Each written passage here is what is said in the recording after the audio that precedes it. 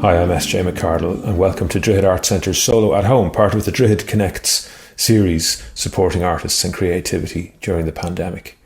Breifne Holohan is today's guest on Solo at Home. Now, to say Breifne is a guitarist would be a massive understatement because he has been an award-winning composer and soundtrack writer and producer and collaborator for many years now. But he is a guitarist at heart. And the guitar is very much at the centre of what he does. And wait till you see what he has for us today. But before we get to that, let's have a chat with Breifne about home and how the lockdown experience has been for him creatively.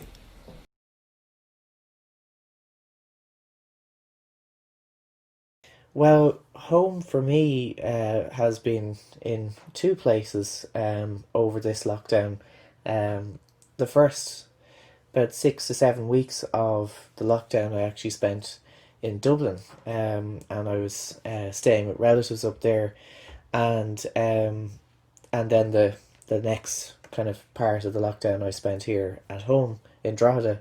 But the interesting thing for me, I suppose, was that because I spent the first 6 or 7 weeks of lockdown in Dublin, in a place that wasn't my own home, I kind of discovered what it meant to miss home, and I definitely, from a creative side, definitely sort of missed that aspect of it, because when I was in Dublin, although I had a great time up there, it didn't have all my lovely guitars and equipment and things that I need for writing and being creative in general.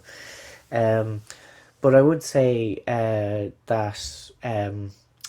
the lockdown kind of gave a certain amount of freedom to be more creative, and for home to become a more creative space, because we were so limited in what we could do, and the kinds of things that we'd normally be used to be doing, which would be taking up our time and leaving all our creativity kind of priorities on the back burner.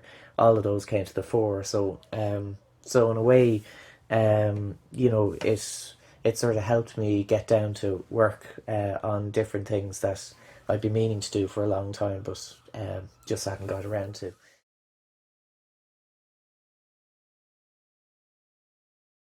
It's been liberating insofar as I have had more time to do creative things. But the one downside to that, though, is that while it's kind of very therapeutic to be creative and make your own art, um, it's difficult when you can't share that art with someone else.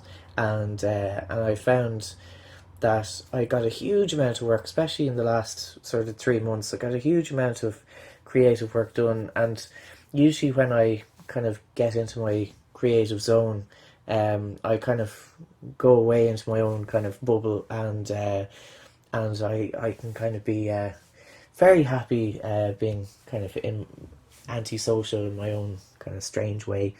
Um, but I do find it quite difficult when you get a substantial amount of work done, and you're really happy and you feel really kind of accomplished. You feel like you accomplished something, and then you don't really have a sort of relief from it. And it's something that I would often do, or as a personal experience for me, is that when I get a huge body of work done, I've usually spent that time kind of in isolation on my own, very intensely working. And so the opposite extreme of that then happens afterwards, where I become very social and kind of want to go and kind of release. It's kind of nearly a need for a release, and to go to the pub or jam with a friend, or play at a session or something like that. And the other part that I kind of found difficult as well is the lack of collaboration. Now, I know that people have been collaborating online and Zooming and things like that, but nothing can really replace the in-person, physical sort of collaboration with different artists, or an artist from a different platform or discipline to you.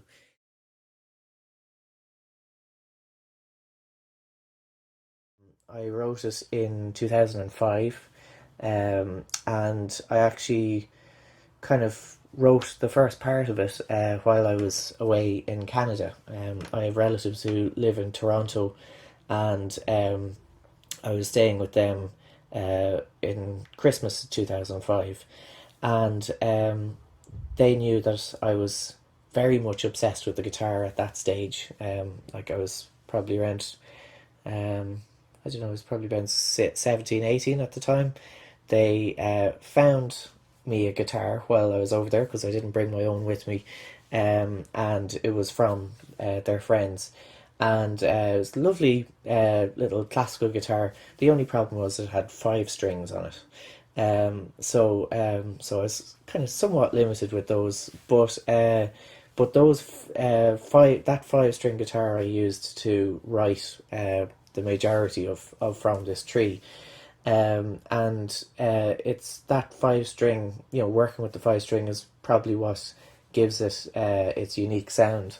And I'll just show you this with the guitar. Now this has got 6 strings on it, and basically when I was in Canada, I often play in tunings, and I had the guitar tuned down like this. So 1, 2, 3, 4, 5. So I had my E string, my A, my D, my G, and my E, but I didn't have my B. So the B was missing on the guitar. So I wrote the piece just using those 5 strings. But when I got back to Ireland, I had my 6 string with me again, and I was wondering, well, what am I going to do with my extra string that I have? So what I did was I tuned it to the same note as the G. So I actually have two Gs like that. A little bit out of tune today. Like that. So when I play,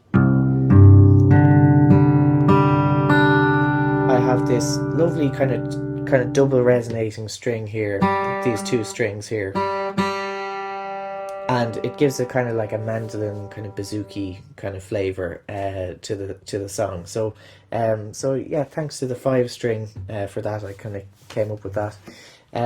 The other thing about the piece is it's called From This Tree, and I kind of got that idea from the style of the guitar that I'm playing when I'm playing that piece, and it's kind of very percussive, and I use the body of the guitar as a percussion instrument, and it just got me thinking that I'm kind of utilizing all the wood of the guitar in different ways, and so as a sort of homage to where do guitars come from? Well, guitars are predominantly made of wood, that they come from trees. So it's kind of like my kind of tip of the hat to the guitar and where it comes from. So that's the curious little story about that. And From This Tree, before I go, is from my new-ish album called Entitled Untitled, which I released last month, and it's a remastering, a full audio restoration of an album I made when I was 18 in 2006, and it's got works for acoustic guitar and electric guitar, and you can check it out on breifneholohan.ie, Spotify, Facebook, Apple Music, all of those places if you'd like to hear more.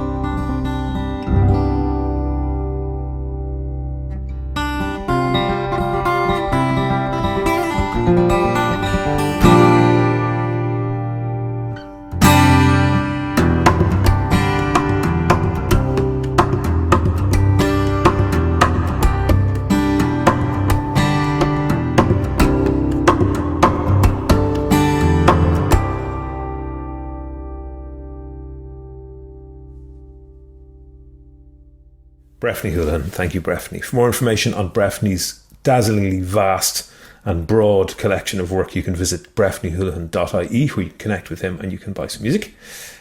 For Droichead.Arts.Centre Solo at Home, I'm SJ McArdle. Thank you very much for watching, and we'll see you next time.